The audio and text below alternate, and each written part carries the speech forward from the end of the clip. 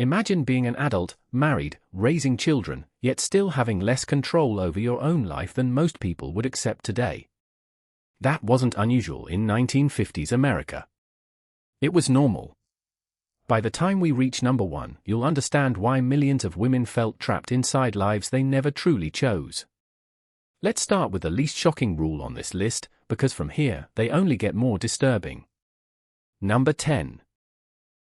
Dinner had to be on the table, no matter what her day had looked like behind the scenes.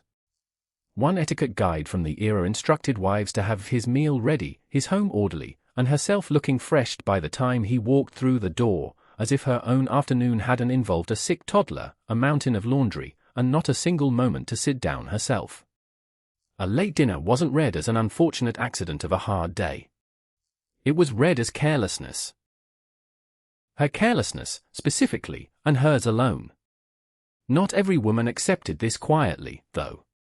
Some pushed dinner 15 minutes later on purpose, again and again, just to see if anyone would actually notice, or say something out loud about it. And if you think expecting dinner on time was unfair, the next rule controlled something even more personal. Number 9. She had to look presentable before he ever got home, hair done, dress pressed, lipstick freshly applied, as though the entire day hadn't touched her at all. Magazines of the period actually advised women to renew their makeup and put a ribbon in your hair before 5 o'clock, treating marriage like a small nightly performance that needed a fresh coat of paint applied every single evening. Across suburban America, women timed this like clockwork. Flour wiped off their hands, apron swapped for a clean dress, hair fixed in a hallway mirror, all crammed into the final 10 minutes before the car pulled into the driveway. If he came home to a tired, disheveled wife, it risked being read as a lack of effort, even a lack of love. At first, expectations like this seemed almost harmless. But together, they slowly shaped lives where many women felt they had very little freedom left over for themselves. And this was only the beginning.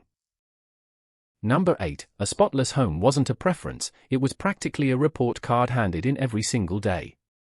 Dust gathered on a single shelf didn't just mean untidy. In many communities, it reflected directly on her character, her discipline, her devotion to her family. One woman later recalled scrubbing her kitchen floor on her hands and knees late into the night before her mother-in-law's visit, utterly exhausted, knowing that even one overlooked corner could become a source of quiet judgment that followed her for weeks afterward. And yet plenty of women got quietly, cleverly good at faking it, a spotless front room for guests, while the back closet stayed a disaster nobody outside the family was ever allowed to open. But keeping the house perfect was easy compared to what came next, because her own voice was next on the list. Number 7. Raising your voice, even simply disagreeing, wasn't something a good wife did. A woman could be exhausted, hurt, at the absolute end of her patience, and she was still expected to stay calm, because a peaceful home was considered her responsibility to maintain, not his. One etiquette column from the period went so far as to warn wives against nagging or an unpleasant tone of voice, as if the frustration itself were the real offense, rather than whatever had caused it in the first place. Some women learned to say everything through silence instead, a slammed cupboard door, a cold shoulder at breakfast, because that, at least, technically wasn't raising her voice. What happened next took that silence and made it permanent. Number 6. Whatever happened inside those walls stayed inside those walls, sealed behind the front door like a secret too dangerous to ever let out. Arguments, financial trouble, even real and lasting pain, none of it was meant to leave the house. Neighbors saw a tidy lawn and a friendly wave over the fence. They never saw what happened after the curtains closed each night.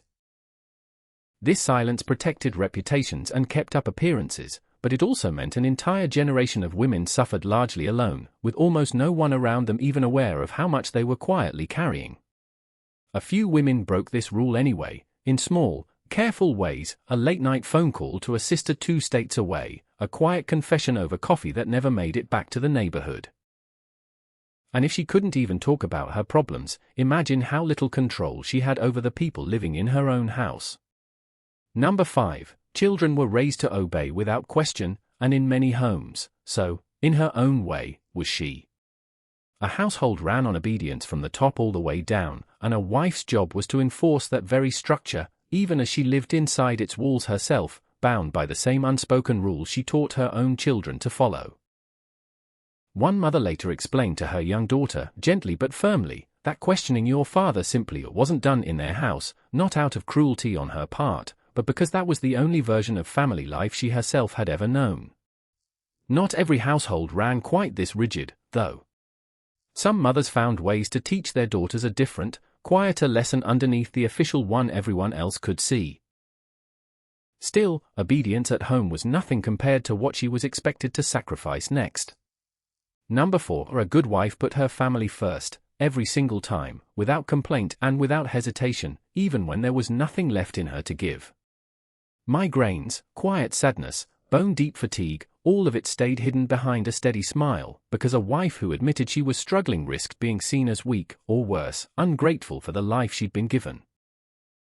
She smiled through birthday parties she didn't feel like attending.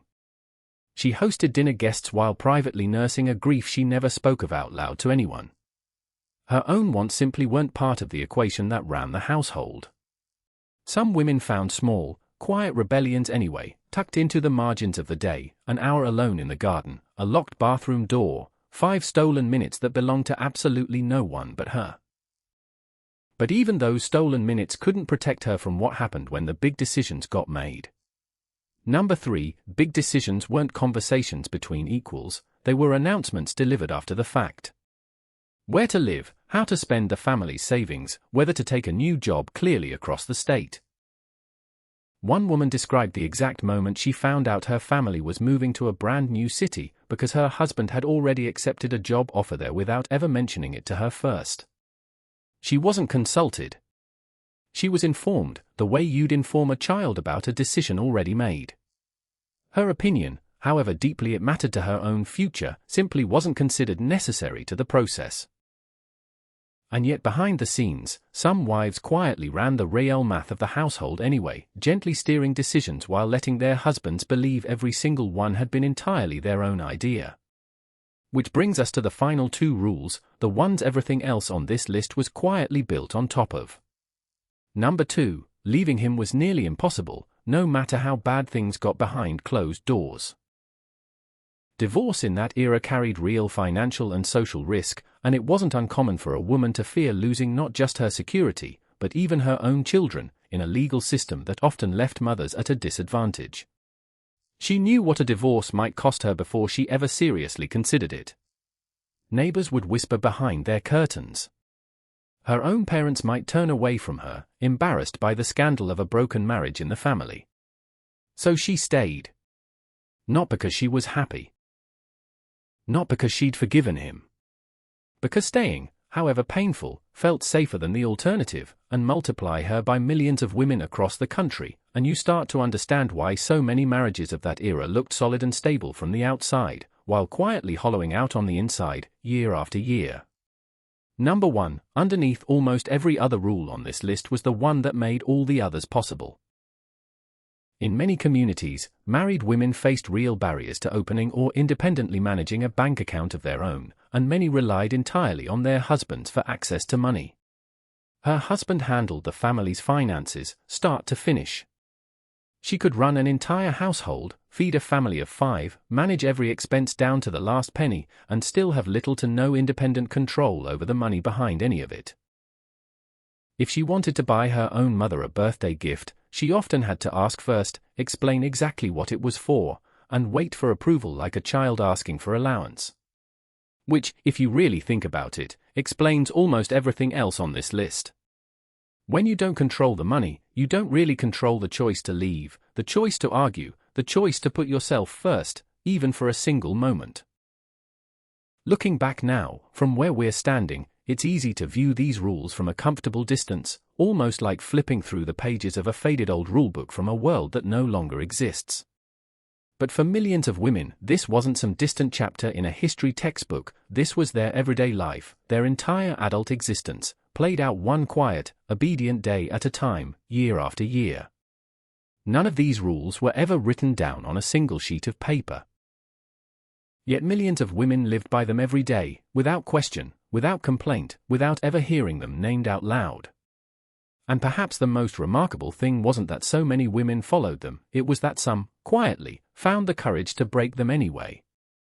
If your mother or grandmother lived through any of this, tell us in the comments below. What do you remember?